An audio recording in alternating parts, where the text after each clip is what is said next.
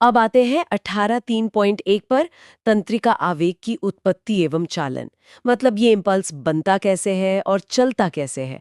आपने कहा था न्यूरॉन्स उत्तेजनीय कोशिकाएं हैं। क्यों? हाँ, उत्तेजनीय या एक्साइटेबल इसलिए क्योंकि उनकी जो मेम्ब्रेन है, झिल्ली, वो पोलराइज्ड स्टेट में होती है। मतलब ध्रुवीकृत अवस्था में। पोलराइज्ड, इसका क्या मतलब हुआ? इसका मतलब है कि मेम्ब्रेन के अंदर और बाहर चार्ज्ड पार्टिकल्स मतलब आयंस का डिस्ट्रीब्यूशन अनइक्वल होता है, बराबर नहीं होता। इससे मेम्ब्रेन के आर पार एक इलेक्ट्रिकल पोटेंशियल डिफरेंस बना रहता है। और ये अनइक्वल डिस्ट्रीब्यूशन कैसे होता है? ये इसलिए होता है क्योंकि न्यूरॉन की मेम्ब्रेन पर अलग-अलग तरह के आयन चैनल्स होते हैं और ये चैनल अलग-अलग आयंस के लिए सिलेक्टिवली परमिएबल होते हैं। मतलब कुछ आयंस वो आसानी से आने जाने देते हैं, कुछ को नहीं। अच्छा, तो जब न्यूरॉन रेस्ट पर हो, कोई सिग्नल नहीं भेज रहा हो, जिसे विश्रामी अवस्था कहते हैं, तब क्या होता है? हाँ, रेस्टिंग स्टेट में एक्सॉन की जो मेम्ब्रेन है वो पोटेशियम आयंस K+ के लिए तो काफी परमिएबल होती है, लेकिन सोडियम आयंस Na+ के लिए लगभग इम्परमिएबल होती है, बिल्कुल ना के बराबर। K+ के लिए खुली, ना+ के लिए बंद। लगभग। हाँ, और साथ ही मेम्ब्रेन के अंदर जो बड़े नेगेटिवली चार्ज्ड प्रोटीन मॉलिक्यूल्स होते हैं, वो मेम्ब्रेन को पार नहीं कर सकते। ओके। तो नतीजा ये होता है कि एक्सॉन के अंदर एक्सोप्लाज्म में K+ आयंस और नेगेटिव प्रोटीन ज्यादा होते हैं और Na+ कम होते हैं। अंदर K+ ज्यादा, Na+ कम। और बाहर के फ्लूइड में इसका उल्टा होता है, K+ कम होते हैं और Na+ बहुत ज्यादा होते हैं। इससे एक कॉन्सेंट्रेशन ग्रेडियंट बन जाता है। एक ढाल बन गई आयंस की। पर अगर आयन अपनी ढाल के हिसाब से बहने लगे तो ये स्थिति बिगड़ जाएगी। ये बनी कैसे रहती है? बहुत अच्छा सवाल। इसे बनाए रखने का काम करता है sodium potassium pump. Sodium potassium pump, ये क्या है? ये मेम्ब्रेन में मौजूद एक प्रोटीन है।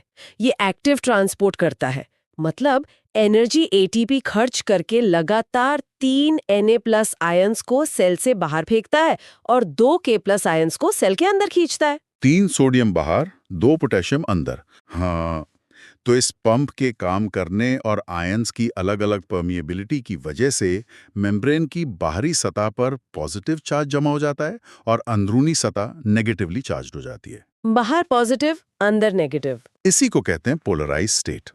और इस हालत में मेम्ब्रेन के आर पार जो पोटेंशियल डिफरेंस है, वही है रेस्टिंग पोटेंशियल। ठीक है, ये तो हुई रेस्टिंग स्टेट की बात। अब मान लीजिए कोई स्टिमुलस मिला, कोई उत्तेजना आई, तो ये एक्शन पोटेंशियल या इम्पल्स कैसे बनता है और आगे कैसे बढ़ता है? देखिए, जब कोई काफी मजबूत स्टिमुलस पोलराइज मेम्ब्रेन के किसी पॉइंट पर, मान लीजिए पॉइंट ए लगता है, तो वहां की मेम्ब्रेन अचानक से Na+ आयंस के लिए बहुत ज्यादा परमिएबल हो जाती है, फ्रीली परमिएबल। सोडियम के लिए दरवाजे खुल गए। हाँ, तो Na+ आयन तेजी से अपने कॉन्सेंट्रेशन ग्रेडियंट के हिसाब से एक्सॉन के अंदर भागते हैं। अंदर आते हैं। और क्योंकि NAP+ पॉजिटिवली चार्ज्ड हैं, उनके अंदर आने से मेम्ब्रेन के उस हिस्से की अंदरूनी सतह पॉजिटिव और बाहरी सतह नेगेटिव हो जाती है। पोलैरिटी रिवर्स हो गई। अच्छा, बाहरी सतह नेगेटिव, पहले तो पॉजिटिव थी। हाँ, अब नेगेटिव हो गई। इसी अवस्था को कहते हैं डीपोलराइज्ड होना। और मेम्ब्रेन के आर पार पोटेंशियल में जो ये बदलाव आया है, इसी को कहते हैं एक्शन पोटेंशियल।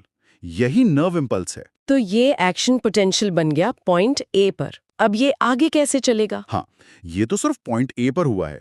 उसके ठीक आगे, मान ले पॉइंट बी पर, मेम्ब्रेन अभी भी रेस्टिंग स्टेट में है, बाहर पॉजिटिव, अंदर नेगेटिव। ठीक। अब पॉइंट ए अंदर पॉजिटिव और पॉइंट बी अंदर नेगेटिव के बीच अंदर की तरफ एक लोकल करंट फ्लो करता है। पॉजिटिव से नेगेटिव की ओर। अंदर करंट बहा और बाहर की तरफ पॉइंट बी पॉजिटिव से पॉइंट ए नेगेटिव की ओर करंट बहता है। सर्किट पूरा हो गया। अच्छा, एक सर्किट बन गया। इस करंट फ्लो की वजह से पॉइंट बी पर भी मेम्ब्रेन Na+ के लिए परमिएबल हो जाती है।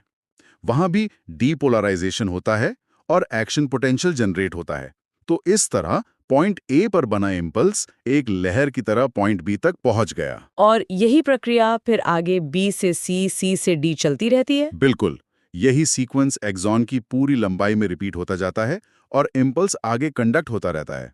क्या ये सोडियम के लिए जो परमिएबिलिटी बढ़ी थी, वो देर तक रहती है? नहीं नहीं, वो बहुत ही शॉर्ट लिव्ड होती है, एक्सट्रीमली शॉर्ट लिव्ड, मिलीसेकंड्स में।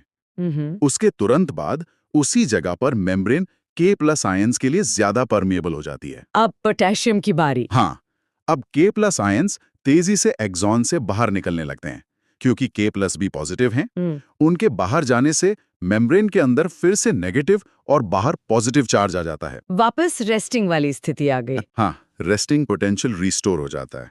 इसे कहते हैं रीपोलराइजेशन। इसके बाद सोडियम पोटेशियम पंप फिर से आयंस को उनकी ओरिजिनल जगह पर पहुंचा देता है और मेम्ब्रेन अगली उत्तेजना के लिए फिर से तैयार हो जाती है। रीपोलराइजेशन, ठीक है। ये तो हुई एक ही न्यूरॉन के अंदर इम्पल्स के चलने की कहानी। लेकिन एक न्यूरॉन से अगले न्यूरॉन तक ये सिग्नल कैसे जाता है? यहाँ सिनेप्स का रोल आता है ना?